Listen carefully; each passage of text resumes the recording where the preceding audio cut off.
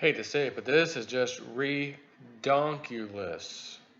NationalEconomicsEditorial.com. I have never heard of this site before, but I found it on a link somewhere, and it sure makes sense. California again.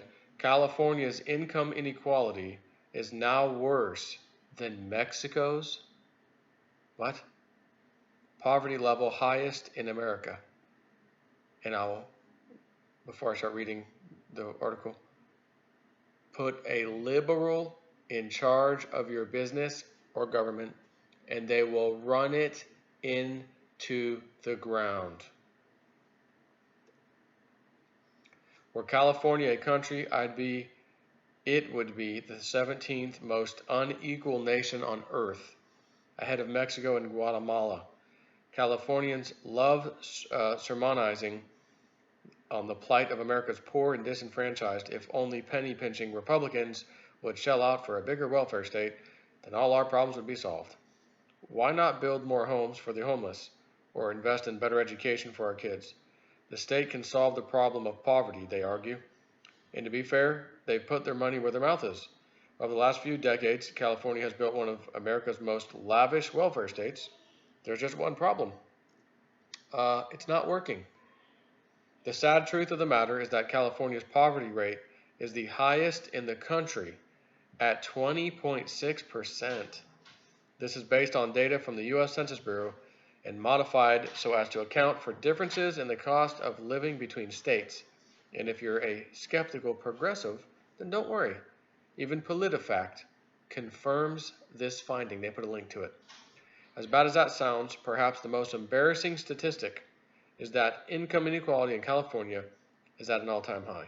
This should be obvious to anyone who's actually been to California and seen the proliferation of tent cities in urban slums. And they have a nice little video that they're showing you. I'll just put a little screenshot up. Shocking place in downtown LA.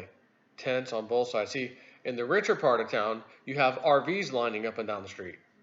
Six-figure income earners can't live in a house, can't afford it, can't afford rent. They live in a freaking RV.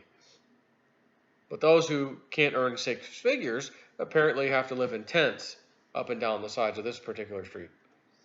Unfreaking believable. Inequality can be encapsulated in a number called the Gini coefficient. 0 is a perfect equality, where everyone earns the same income, while 1 is perfect inequality, where one individual earns everything, leaving none for everyone else. Importantly, a higher GC means more inequality.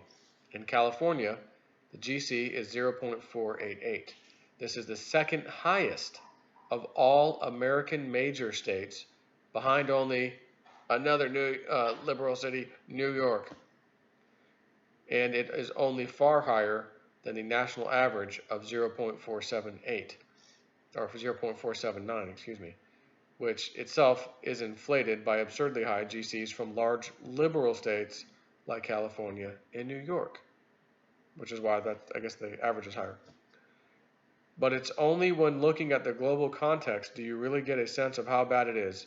If California were an independent country, it would be the 17th most unequal country on earth, according to data from the World Bank. I've said it once, say it again, and again and again. Get your butt out of California. I don't see how this can get better. I understand we have Trump and as the president, but you've got a complete takeover in California of the liberal Democrats. Now, if we find that we start getting these conservatives, Republicans in there, you might stand a chance in hell.